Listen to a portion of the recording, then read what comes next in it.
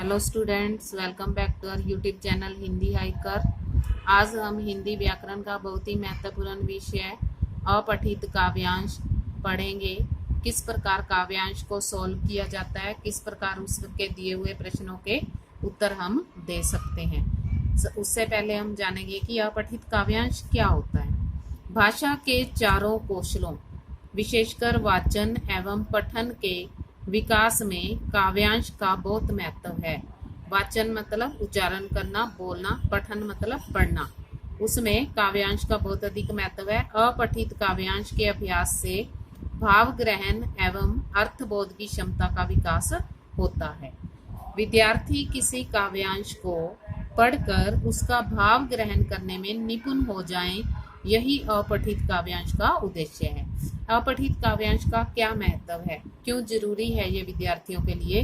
क्योंकि इससे उनकी अर्थबोध की क्षमता का विकास होता है, उन भाव ग्रहण करने की क्षमता उनमें विकसित होती है।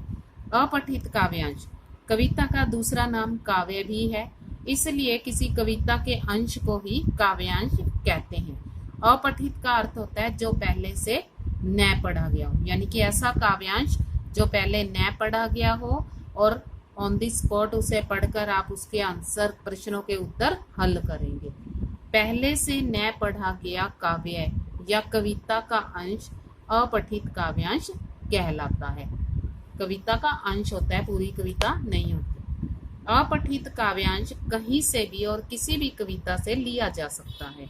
विद्यार्थियों के लिए काव्यांश का भाव बोध और केंद्रीय भाव समझना अत्यंत आवश्यक है, यानी कि कविता के माध्यम से क्या संदेश दिया जा रहा है ये समझना जरूरी है और उसके अर्थ को समझना भी बहुत जरूरी है। अब अपठित काव्यांश को के प्रश्नों का उत्तर देते समय जो बातें हमें ध्यान में रखनी होंगी वो इस प्रकार है। काव्यांश पर आधारित प्रश्नों के उत्तर देने के लिए उसके भाव अर्थात अर्थ को समझना आवश्यक है।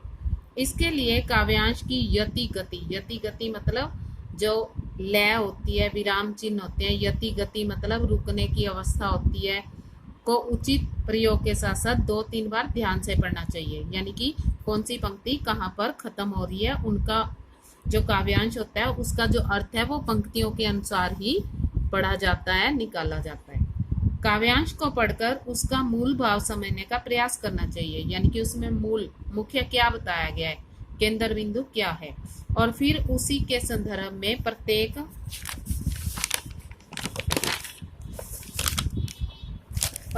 पंक्ति के अर्थ को समझने का भी प्रयास करना चाहिए।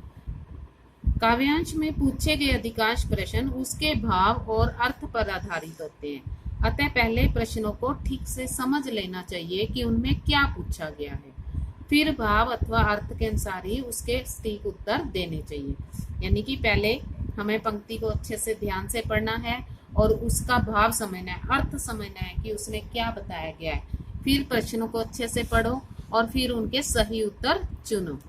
काव्यांश के प्रश्नों के उत्तर भाव अथवा अर्थ के अनुसार ही देने चाहिए, न कि अपनी सोच या विचार के अनुसार। जिस पंक्ति का जो अर्थ बनता है उसके अनुसार ही हमें इनके उत्तर देने होते हैं। प्रश्न यदि काव्यांश के किसी तथ्य पर आधारित हो तो उसका उत्तर सावधानी पूर्वक संबंधित पंक्तियों को भली प्रकार सोच समझ कर देना चाहिए।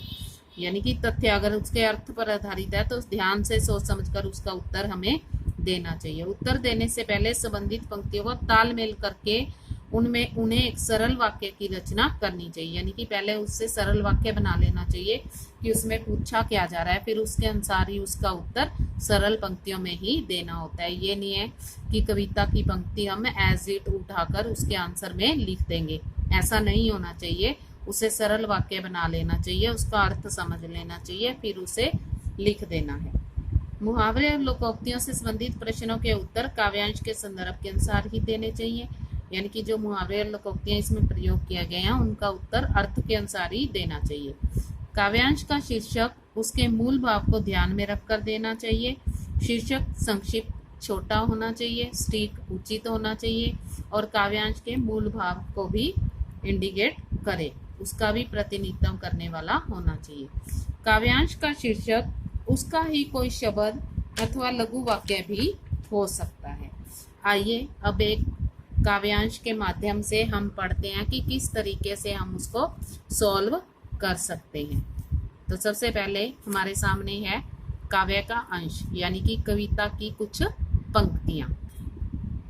काली कुरूप कोयल क्या राग गा रही है। काली कुरूप, कुरूप मतलब जिसका रूप अच्छा नहीं है, भद्दा है, दिखने में जो सुंदर नहीं है। कोयल क्या राग गा रही है। पंचम के स्वर सुहावने सबको सुना रही है। इसकी रसीली वाणी किसको नहीं सुहाती। कैसे मधुर स्वरों से तन मन लुभा रही है। अब देखो, हमें पंक्तियां पढ़कर ही पता चल रहा है कि कोयल की बात की जा रही है। कोयल के मीठे गीत सबको अच्छे लगते हैं, उसकी रसीली वाणी सबको पसंद आती है, सबके तन मन को वो लुभा रही है, उसके जो मीठे वचन है। इस डाल पर कभी है, उस डाल पर कभी है। कभी ये इस डाल पर बैठती है, कभी उस डाल पर बैठती है। फिर कर साल वन में मौजें उड़ा रही है, यानी कि फिर इस वन में मजे ले रही है, फलों का आनंद ले रही है और मौज कर रही है। सब इसकी चाह करते, सब इसको प्यार करते, मीठे वचन से सबको अपना बना रही है काक भी तो काला कोयल से जो बड़ा है, पर काव काव इसकी दिल को दुखा रही है। गुण पूजनीय जग में होता है बस नहीं, कोयल यही सुशिक्षा सबको सिखा रही है। अब यहाँ पर कोयल और कोए की तुलना कर दी गई है। कोया भी तो काला होता है और जो बड़ा होता है, पर उसकी काव काव की आवाज सबको दुखी करती है, अच्छी नहीं लगती है। तो यहाँ पर ये बताया गया है कि गुण पूजनीय जग में होता है बस नहीं, जिसके पास अच्छे गुण है वही जग के लोगों को प्रिय होता है। कोयल यही शिक्षा सबको दे रही है। बिल्कुल क्लियर हो रही हैं सारी पंक्तियां, बड़ी आसानी से हम आंसर ढूंढ सकते हैं, हमें मीनिंग पता होना चाहिए। उपयुक्त काव्यांश में कवि ने किसकी चर्चा की है और क्यों। किसकी चर्चा की है भाई। उपयुक्त काव्यांश में कवि ने काली और कुरूप कोयल की चर्चा की है, क्योंकि कोयल अपनी मधुर वाणी के पंचम सुरों में सुहावने राग सुना रही है। पहली ही दो पंक्तियां हैं जिनमें इसका आंसर हमें मिल रहा है कि काली कोयल की चर्चा की है, काली और कुरूप कोयल की चर्चा की है, जो हमें पंचम राग सुनाकर सबको पंचम राग सुना रही है। सेकंड क्वेश्चन हमारा है, कोयल की कूक कहाँ और किस ऋतु में अधिक सुनाई देती है। कोयल की कूक कभी इस डाल पर कभी उस डाल पर, देखो कभी इस डाल पर कभी उस डाल पर, और वसंत ऋतु में ही सुनाई देती है। कोयल सबको कैसे वश में कर लेती है। कोयल सबको अपने मीठे वचनों से सबको अपने वश में कर लेती है।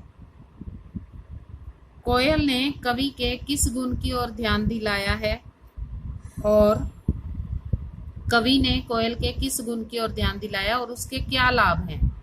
कवि ने कोयल के मधुर बोलने वाले गुण की ओर ध्यान दिलाया, और इस गुण से व्यक्ति सभी का प्रिय और पूजनीय हो जाता है।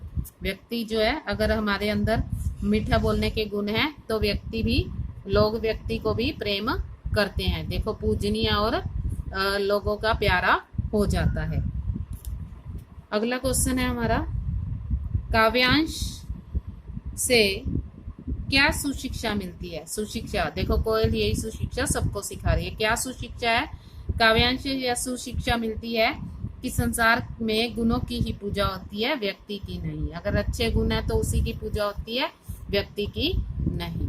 आशा करती हूँ कि आपको ये काव्यांश बड़े अच्छे से समझ आ गया होगा, और इसको करने के लिए जो बातें हमने आपको बताई हैं वो आप ध्यान में रखिएगा, ताकि आप जब काव्यांश हल करें तो आपको किसी प्रकार की समस्या का सामना न करना पड़े। अगर आपको ये वीडियो पसंद आती है तो इस चैनल को शेयर करें, लाइक करें, और साथ में दिए गए बेल आइकन को दबाना न भूलें, ताकि आपको अगली वीडियो का नोटिफिकेशन जल्द से जल्द प्राप्त हो सके। धन्यवाद।